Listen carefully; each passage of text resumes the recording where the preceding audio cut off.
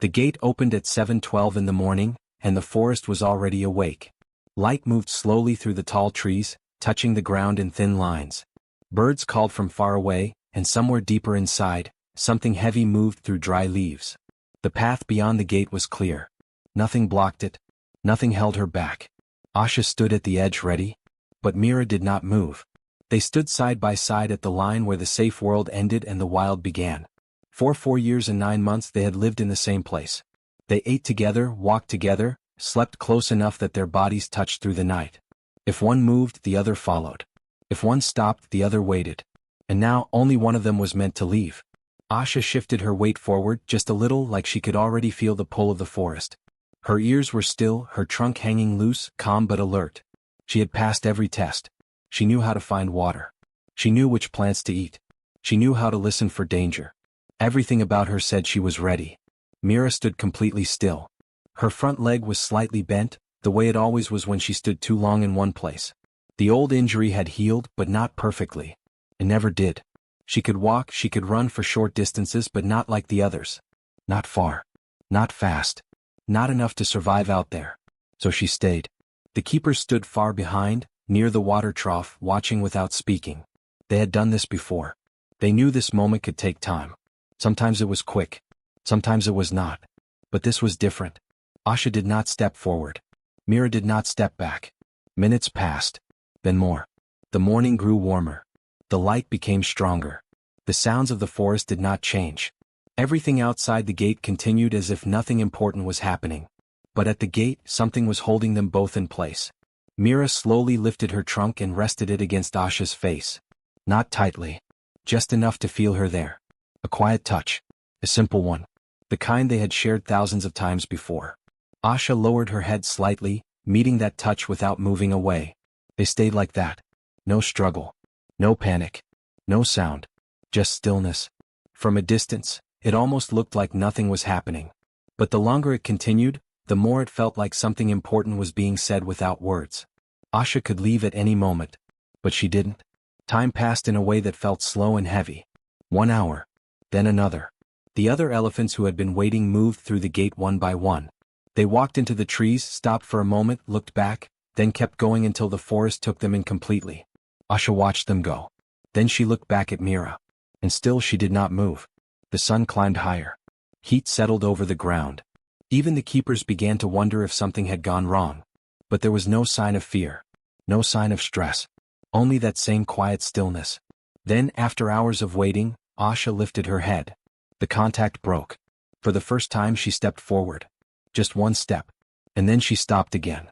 She turned her head and looked back at Mira. Mira had not moved at all. She was still standing at the gate, exactly where she had been from the beginning, watching.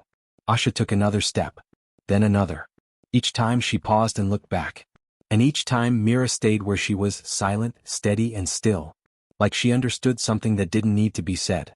Asha kept moving, slow and unsure, like each step needed a reason. She walked a few meters then stopped again. Her body faced the forest, but her eyes stayed on Mira. The distance between them grew little by little, but it felt much larger than it was. Every step made it real in a way that standing still never had. Mira remained at the gate. Her ears were relaxed.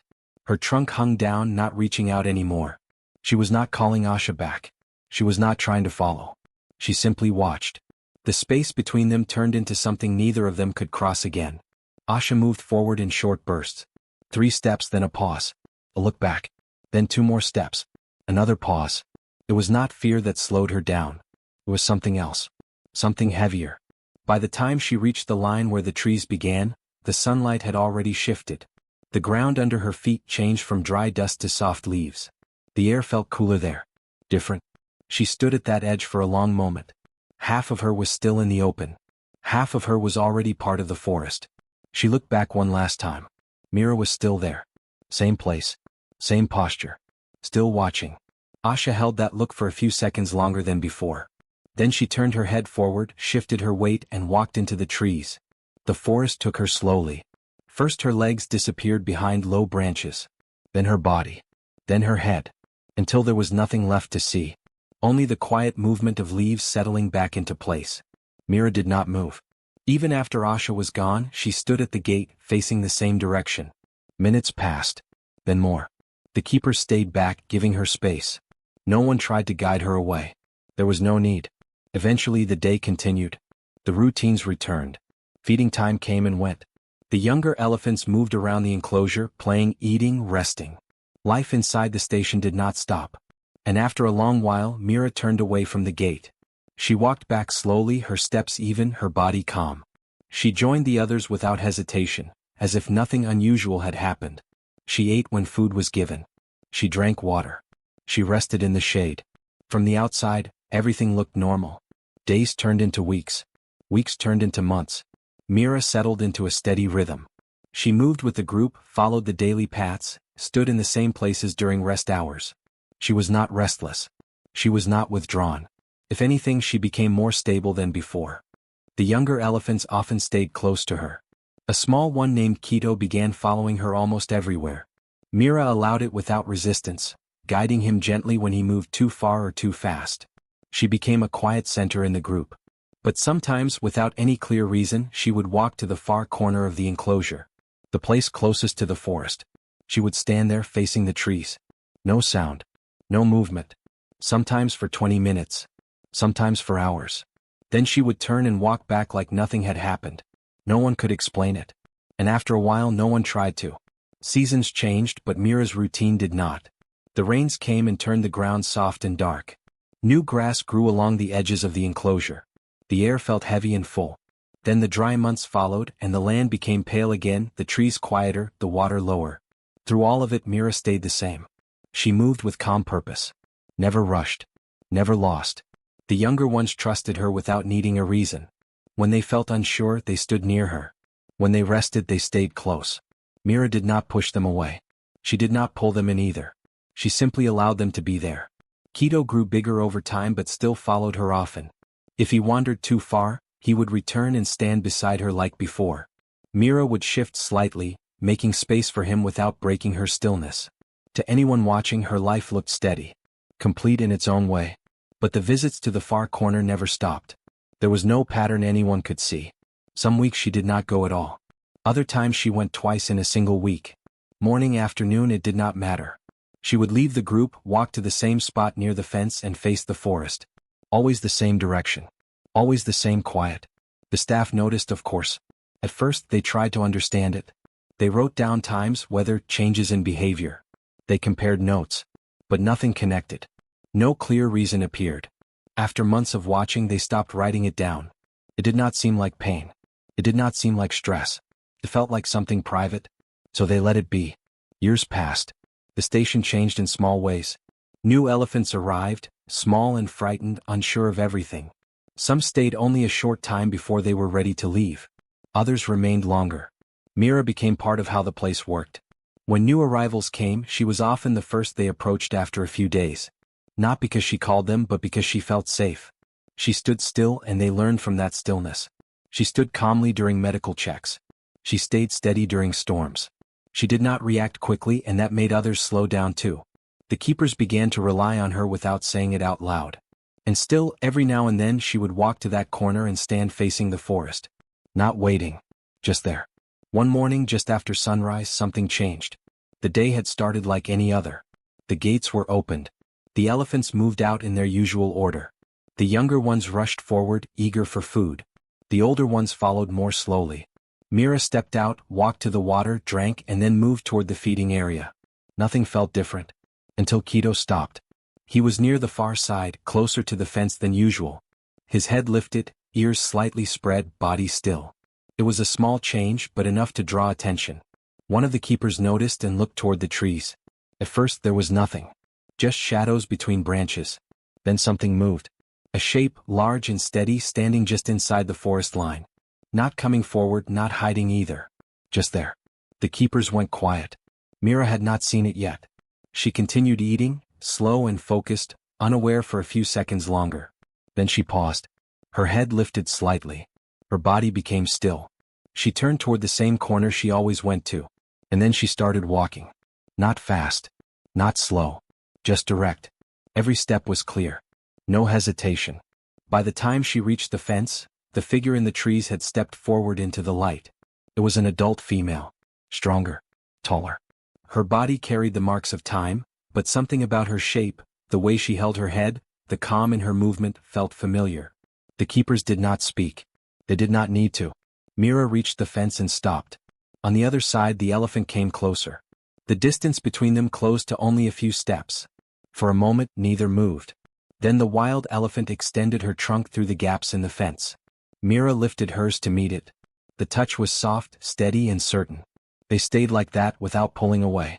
Time seemed to slow again just like it had years before at the gate. But this time something else was different. A smaller movement appeared beside the wild elephant. A calf. Very young. Still unsure on its feet.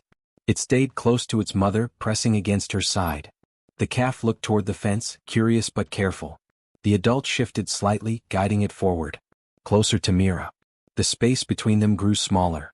And for the first time, Mira lowered her trunk toward someone new. The calf hesitated for a moment. Its small trunk lifted, unsure, moving slowly through the air as if testing something it did not fully understand. It stayed close to its mother, pressing against her leg, but its eyes were fixed on Mira. Mira did not move. She kept her trunk lowered, steady, waiting. After a few seconds the calf reached forward. Its trunk touched the tip of Mira's. Light. Careful. Brief. But enough. The adult female stood between them, calm and still, allowing the moment to happen without interruption. Her trunk returned to Mira's again, wrapping gently, then releasing, then touching once more. There was no rush.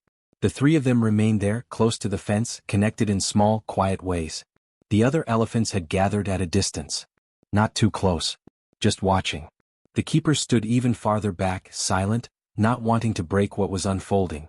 Nothing about it felt forced. Nothing about it felt random. The morning moved forward, but the moment stayed in place. Time passed without anyone marking it. The calf shifted from one foot to another, sometimes stepping away a little, then coming back again. Each time the adult guided it gently, keeping it close, keeping it safe. Mira stayed where she was. Her body relaxed. Her breathing slow. At times the trunks separated. Then they found each other again. Over and over. After a long while the adult lifted her head. The contact broke. She stepped back once, then again. The calf followed her movement, staying close, matching each step. Mira did not follow. She remained at the fence, watching. The adult turned slightly toward the forest, then paused. For a brief moment she looked back. Mira stood in the same place, quiet, steady, present. Then the adult turned forward and began to walk. The calf moved beside her, small steps beside larger ones. They reached the trees slowly. The light around them changed as they entered the shade. Their shapes became less clear, softer, until the branches covered them completely. And then they were gone. Mira stayed at the fence. Not for a few seconds. Not for a few minutes. Longer. She did not move her feet. Only her eyes followed the place where they had disappeared. The air was still. Nothing else in the forest moved in a way that could be seen. After some time Mira lowered her head. Her trunk rested near the ground again. Then, without hurry, she turned away from the fence. She walked back to the others, step by step, calm as always. The group made space for her without being asked. Keto moved close again, standing beside her like before. The day continued. Food was eaten. Water was shared. The sun rose higher. Everything returned to its usual rhythm. But something had changed. Not in a way that could be measured or written down. Only in a way that could be remembered. And that was enough.